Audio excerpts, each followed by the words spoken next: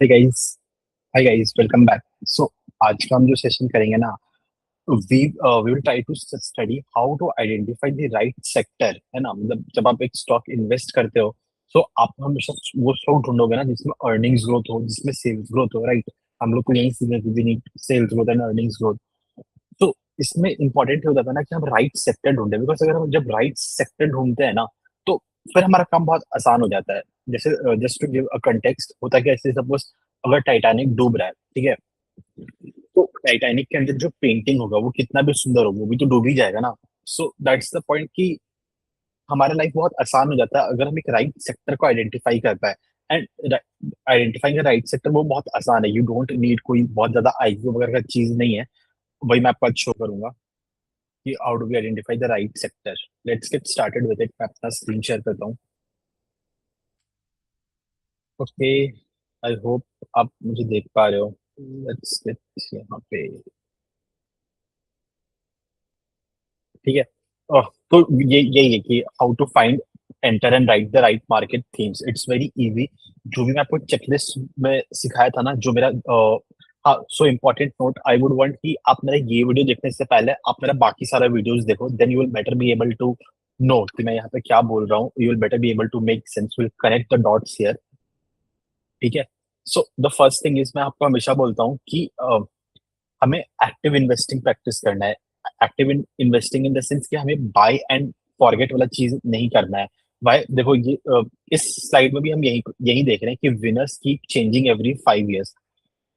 See the businesses have change now. अब बहुत जल्दी जल्दी डिस्ट्रप्शन आते रहता है। अब सोचो now with the advent of AI and मतलब बिजनेस में बहुत सारे, यार एक बिजनेस जब आप रन करते हो ना तो there are a lot of variables affecting that business. And given अब कितनी चीजें कॉम्पिटिटिव हो गई तो we cannot buy and forget things. See buy and forget तो वो लोग करते हैं ना जो इग्नोरेंट है। मतलब आप बताओ कि what is the difference between a long term investing and an ignorant investing. Because जो बंदा इग्नोरेंट इन्वेस्टिंग है, ऐसे suppose he is buying Asian paints, HUL, DMart, ये सब खरीद के वो बैठा हुआ है। एंड अब वो बोल रहा है कि भाई मुझे कुछ ट्रैक करने का जरूरत ही नहीं है। He will read one quote from Charlie Munger और वॉरेन बफेट की, कोई भी कोट खरीद लेगा कि investing is a long term game, and उसमें वो अटका रहेगा। So that's the thing. जैसे आप 2020 से 2025 ये 5 साल आप देखोगे, सो यू विल सी कि प्लेयर्स लाइक बीएससी बहुत पैसा बनाया, बिकॉज फिनेंशियलाइजेशन अब बढ़ रहा है। और पर्टिकुलरली इस 5 साल में एफएनओ बूम बहुत ज्यादा था।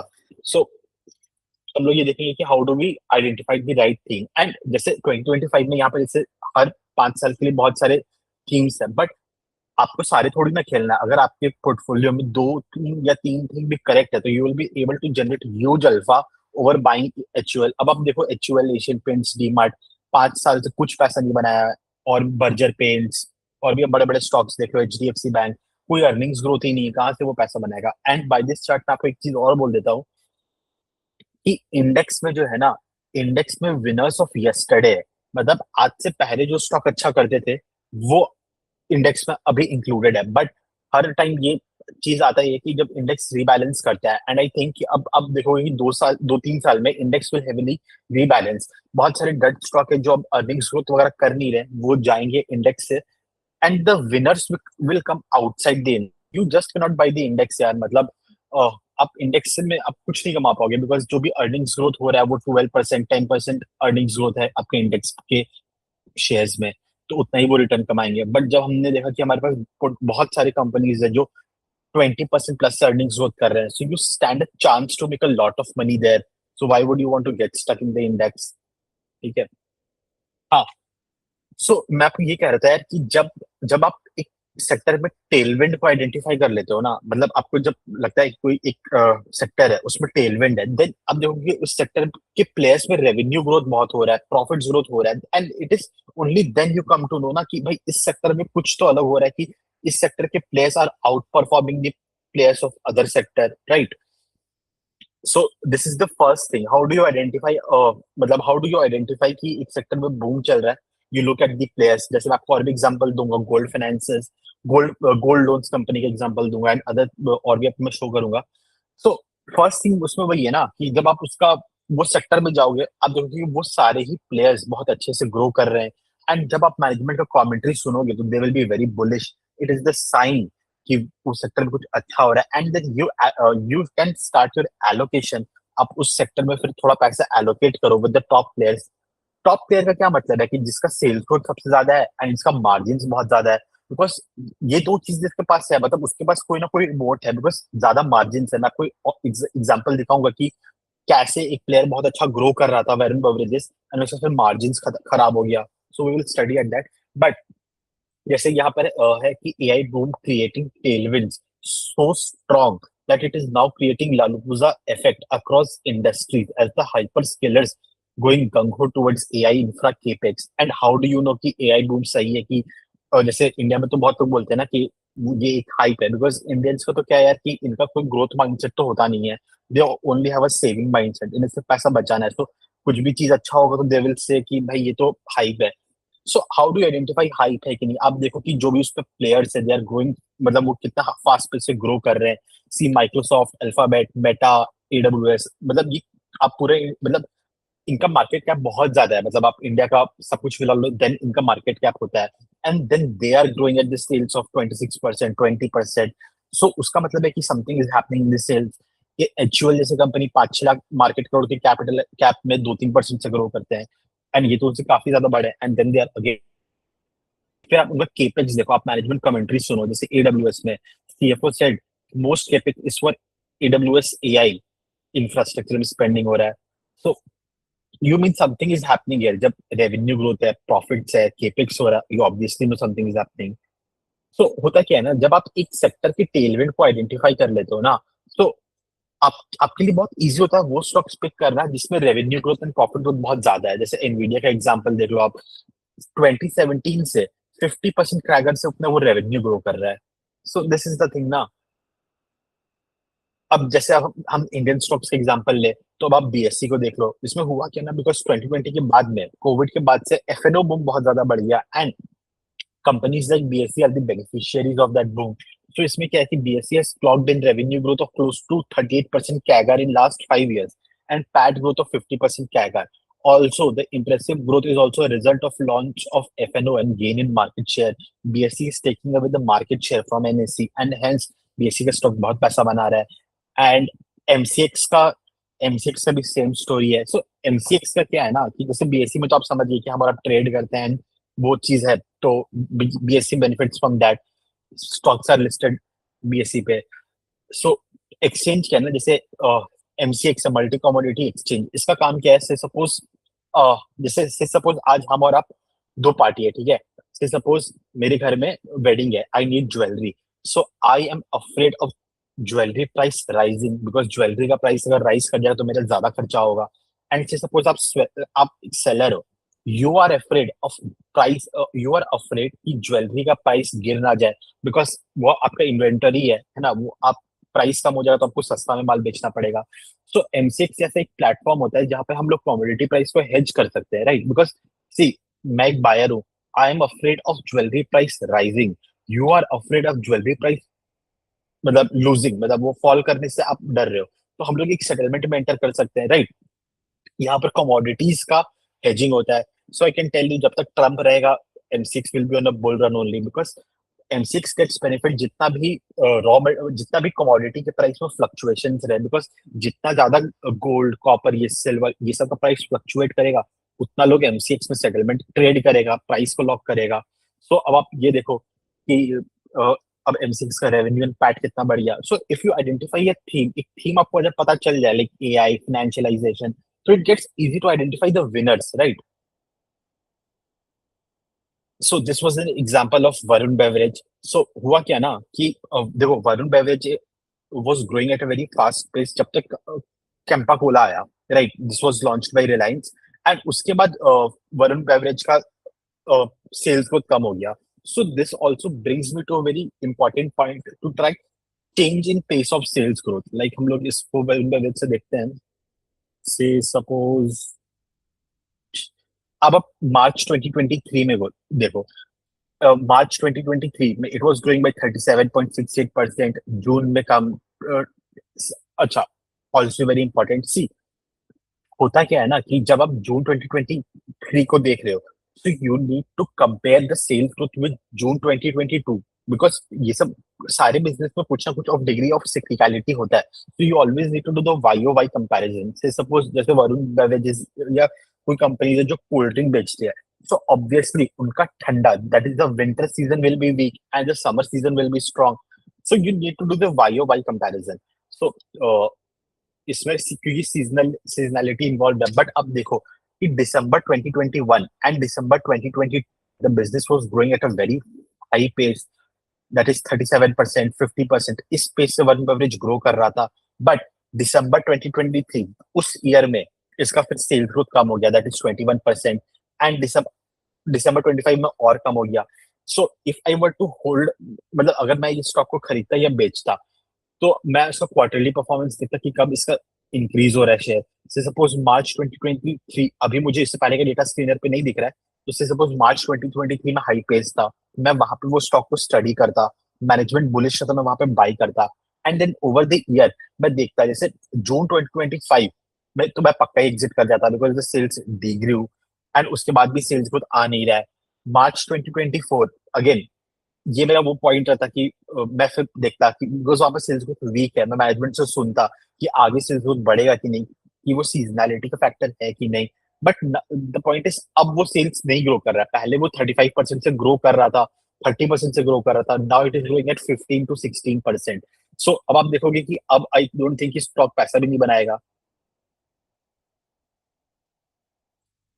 तो मतलब अब देखो कि अब ये स्टॉक टाइम करेक्शन से तो चला ही है ना, मतलब अब इस स्टॉक में लंबा टाइम करेक्शन होगा जब तक सेल्स ग्रोथ या अर्निंग्स ग्रोथ वापस नहीं आए। So that is the important thing.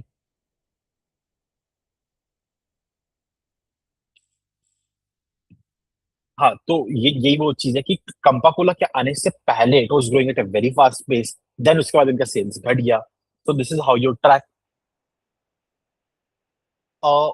One thing इसमें एक चीज मैं आपको बताना था कि जैसे हम लोग कहते हैं ना कि सर्कल ऑफ कॉम्पिटेंस पे रहो, मतलब circle, what is circle of competence? Suppose मैं एक इन्वेस्टर हूँ, मेरे एक सर्कल ऑफ कॉम्पिटेंस से suppose I understand consumption stock. So ठीक है, so I build my portfolio around it, because आपको जहां समझ में आएगा वहां पर पोर्टफोलियो बिल्ड करोगे हाई अर्निंग्स ग्रोथ वाले कंपनी से। बट इसमें आपको यही बताया गया है कि से सपोज यार एक एनालिस्ट है, मान लो, जो इन्वेस्टमेंट बैंकिंग या कहीं पे काम करता है, वो एक सेक्टर को ट्रैक कर रहा है, and say suppose he is only tracking one sector.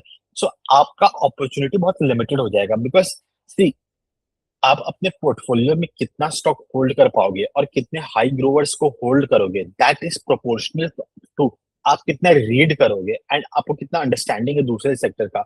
C if you are a beginner, I would highly suggest you to begin with consumption sector, because India का कंजम्पशन प्ले बहुत strong है, and मेरे portfolio में जितने भी stocks है most of them are centered around consumption play, like V two retail, Timex, Yatharth. मतलब consumption, तीन सेक्टर बताऊंगा, consumption play, hospital sector and capital market sector.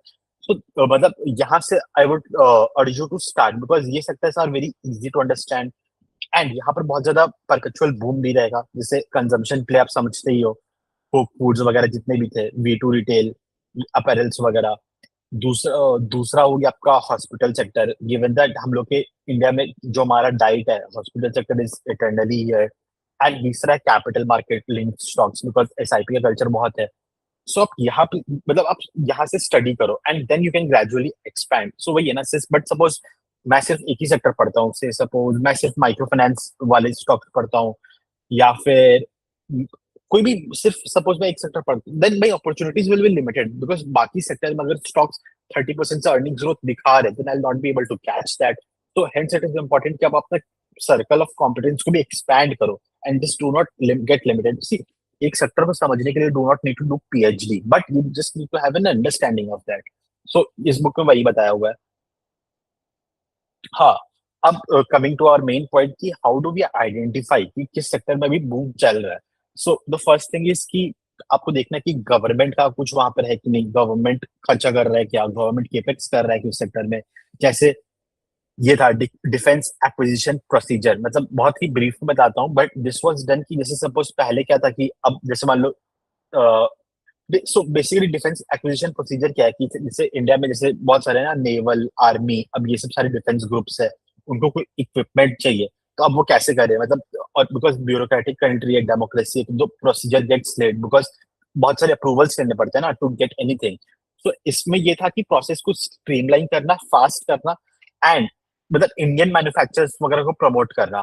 तो द थिंग वाज़ कि जैसे अब मान लो एयर एयर इंफ्रास्ट्रक्चर में एक कंपनी है एयर डिफेंस में, एंड वो बोल रहे कि भाई मेरे को सर्टेन टाइप ऑफ प्लेन चाहिए, देन जो इंडियन में मैन्युफैक्चरर्स है अब वो डायरेक्टली उससे बात कर सकते थे and they will get the priority. मतलब बहुत सारे अप्रूवल से बचने का प्रोसेस था ये। एंड इंडियन इंडियन मैन्युफैक्चरर को प्रमोट करने का तरीका था दिस पॉलिसी।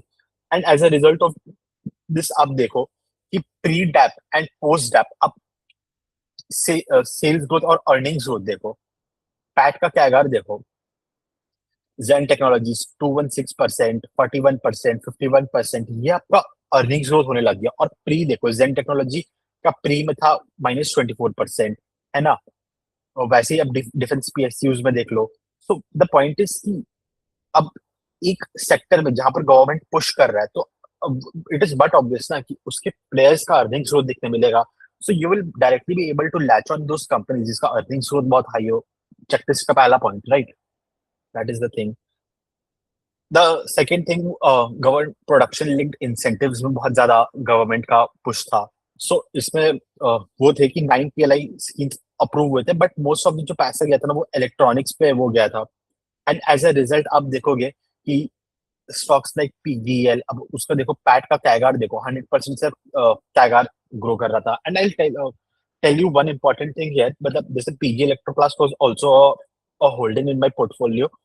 सो मैं आपको एक चीज इसमें दिखाऊंगा कि देखो हमें हमेशा लगता है ना कि हमें अल्फा क्रिएट करने के लिए, अल्फा मतलब स्टॉक मार्केट को बीट करने के लिए we always need to buy the stock, but it is equally important that to sell at the right time. And when do you know ki is the right time to sell? When the pace of sales growth of the company has come down. जैसे मैं आपको सब example दिखाता हूँ PGL का, PG Electroplast. सो पहले तो हम देखते हैं इसका सेल्स ग्रोथ, आप देखो कि 2020 में 60%, 100%, and then March 2024 was a complete distortion because हमें change in pace of sales growth देखना है। सी 27% वैसे तो is a good growth, but given that this company was already growing at 100%, 60%, then I'm dissatisfied with 27%. So जब मैं वो 27% का growth देखता मैं बेच देता। सो एंड मैंने वही किया था इसमें बाय द वे। सो मैं आपको वही बता रहा हूँ कि ऐसे नहीं है कि हमेशा बाय करने से अल्फा बनता है। Real alpha is when you sell, because अगर आप सही समय पे बेचोगे नहीं ना, देन अब जो भी वो स्टॉक में पैसा कमाए थे that will get evaporated, you will have nothing left. वो चीज है।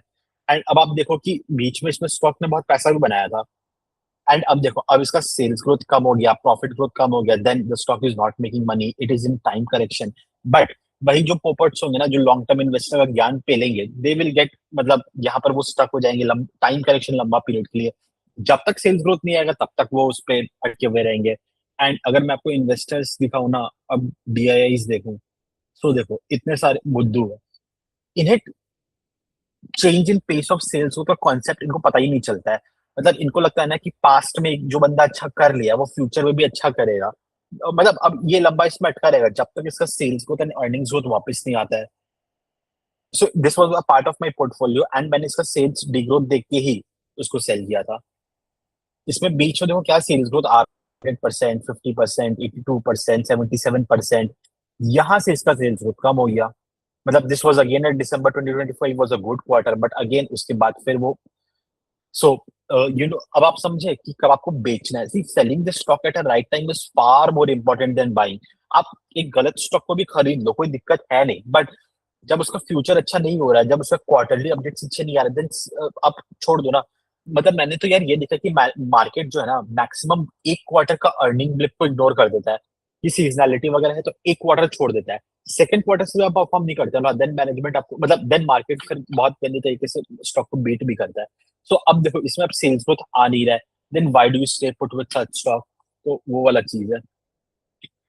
बट चलो let's come to the next. But इसमें आपको मैं यही दिखाया था कि अब जैसे पीएलआई स्कीम्स थे तो इलेक्ट्रॉनिक्स में बहुत ज्यादा पैसा गया था, एंड उसके कारण अब आप देखो कि जो ईएमएस प्लेयर्स है उनका कितना अच्छा पैट ग्रोथ है, स्पेसिफिकली पीजीएल का देखो कितना ज्यादा था। Because we always need to stay put with the winners of that industry. तो उस इंडस्ट्री में जो सबसे ज्यादा सेल्स ग्रोथ दिखाएगा, सबसे ज्यादा प्रॉफिट ग्रोथ दिखाएगा, मार्जिन से जिसका इंक्रीज करेगा, I will stay put with that stock only.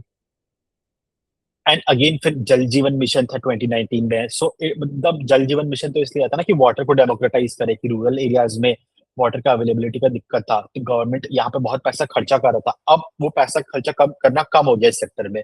But again आप देखो कि फिर revenue growth and PAT growth कितना स्ट्रांग था। तो what I am trying to communicate is कि अगर आपको कोई एक सेक्टर में गवर्नमेंट का बहुत ज्यादा पुश है, देन आप उस सेक्टर के स्टॉक्स को ट्रैक करो। You need to increase the circle of competence then. Just a second.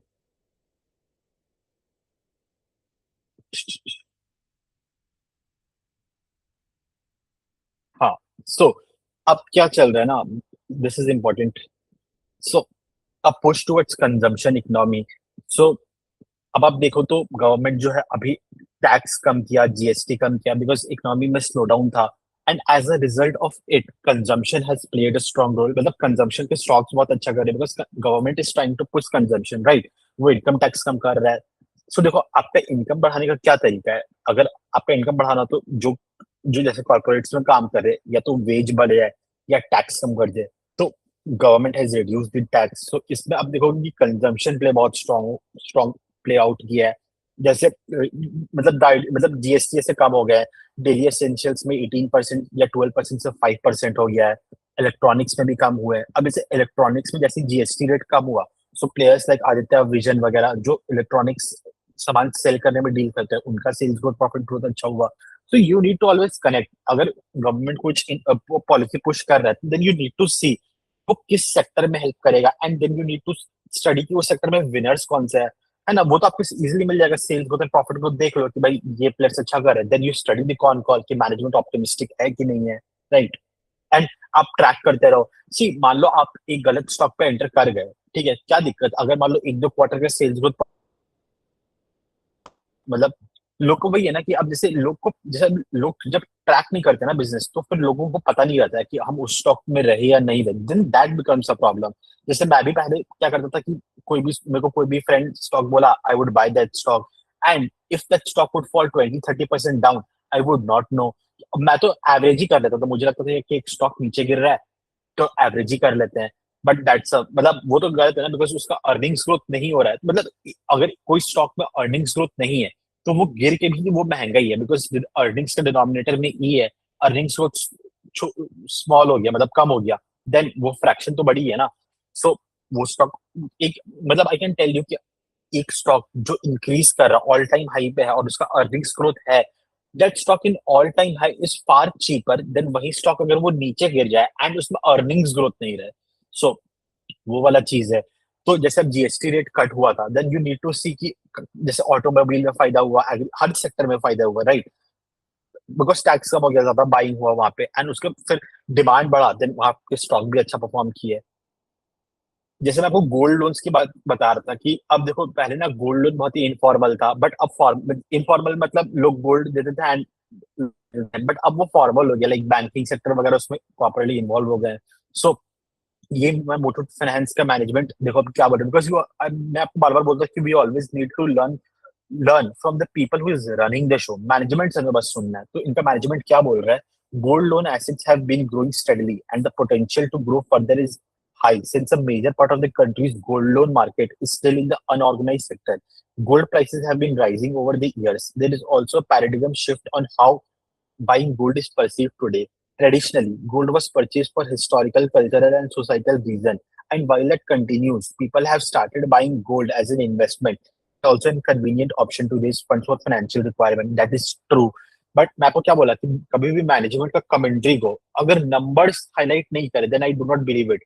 दोनों चीज होना चाहिए, मैनेजमेंट का कमेंट्री भी होना चाहिए and number should also reflect that.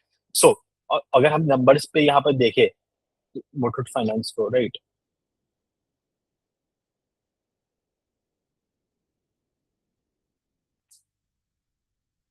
इनका पीएनएल देखे, सो अब आप देखो कि कितना स्ट्रॉन्ग ग्रोथ आ रहा है पिछले 3 साल से। पहले वो ग्रोथ नहीं था, I can see 2020, but again then 3 साल ग्रोथ नहीं था, एंड देखो अब वो ग्रोथ आना चालू हो गया है। सो अब आप देखो कि कितना स्टॉक पैसा बना है, बिकॉज सेल्स ग्रोथ है, प्रॉफिट है, मैनेजमेंट का बुलिशनेस है।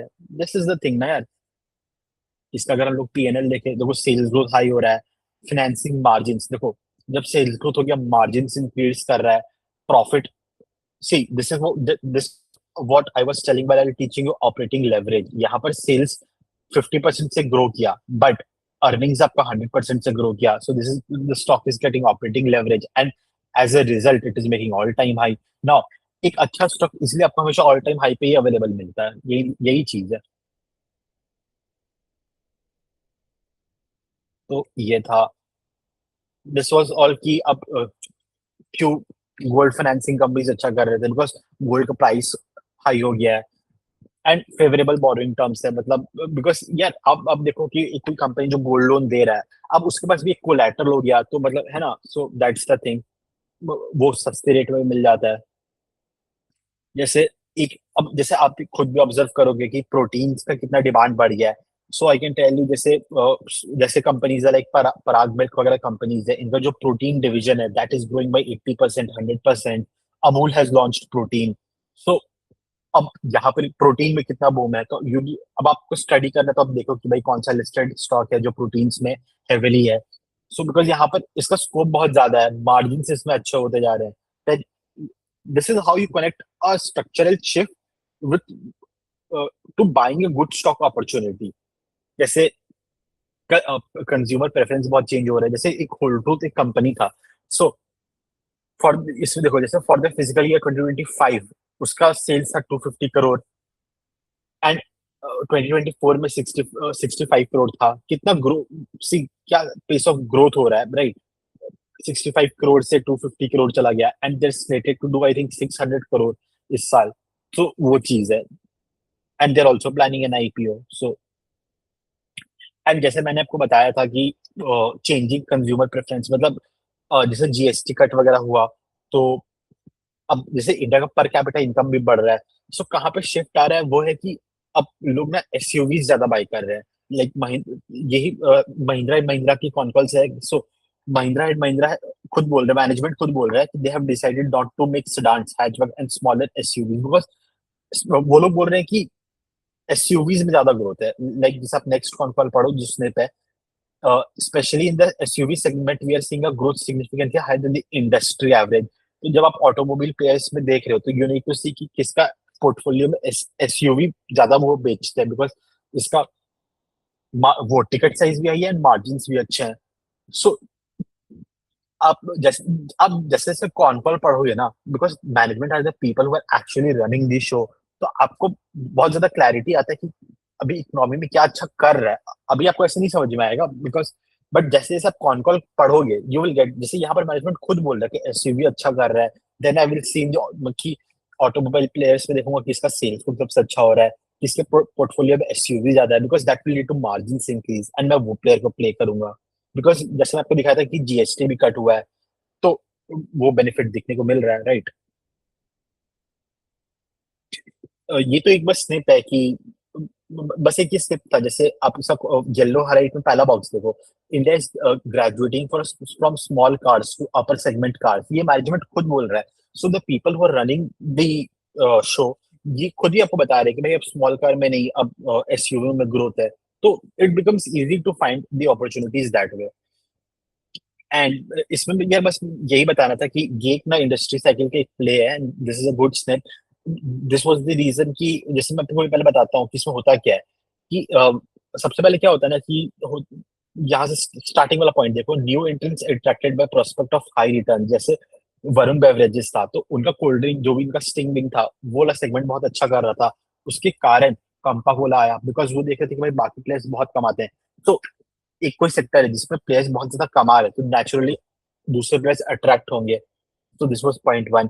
अब जब दूसरे प्लेयर्स अट्रैक्ट हो जाते हैं तो फिर क्या होता है, अब बिकॉज सप्लाई बढ़ते जा रहा है, राइट, सप्लाई बढ़ते जा रहा है तो मार्जिन कंप्रेशन होने लगते हैं। That is point two, rising competition causes returns to fall, right, because margin, because अब बहुत सारे सप्लाई बढ़ गया ना, बहुत सारे प्लेयर्स आ गए, तो you can not charge that same price या सेम मार्जिन एज अर्लियर। फिर क्या होता है ना कि मार्जिन कम हो जाता है, and then business investment decline, industry consolidate, firms exit, investors pessimist हो जाते हैं।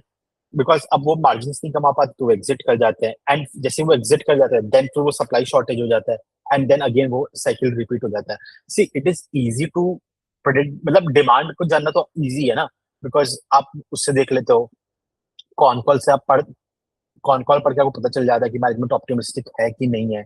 बट सब जैसे फिर वही बात है कि जैसे अगर सप्लाई, जैसे मार्जिन जब कम होते जाते हैं उस वो हम समझ जाते हैं कि भाई या तो यहाँ पे सप्लाई ज्यादा है या फिर यहाँ पे प्रॉब्लम्स चल रहे हैं, बिकॉज जब डिमांड है तो फिर मार्जिन क्यों नहीं है, इसलिए मैंने आपको बताया था कि सेल्स ग्रोथ आपको मार्जिन भी देखना है। So it was with that point. So on that note बस आपको मैं यही बताना चाह रहा था कि मतलब आपको कनेक्ट करना होगा, how do you find stock, because इससे पहले तो मैं आपको ये सारी चीजें दिखा रहा था कि हमें चेकलिस्ट बता रहा था कि sales growth, profit growth, margin, capex, cash flow में इन्वेंट्री में ग्रोथ हो रहा है कि नहीं, but how do you identify a correct thing, या हाउ डू यू असेस कि कहाँ पे हमें पैसा लगाना है। So you need to track the government policies well, और उसका फिर उसका इम्पैक्ट देखो कि कहाँ पे है। जैसे मैंने आपको मल्टीपल एग्जांपल्स दिए, एआई का जैसे मैंने आपको एग्जांपल दिया, then I told you about ये डैप वाला एग्जांपल दिया, EMS sector, Jal Jeevan mission, consumption boom, gold, protein. So मतलब वही मैं आपको कह रहा हूँ कि आपको बहुत कॉम्प्लेक्स, लेट मी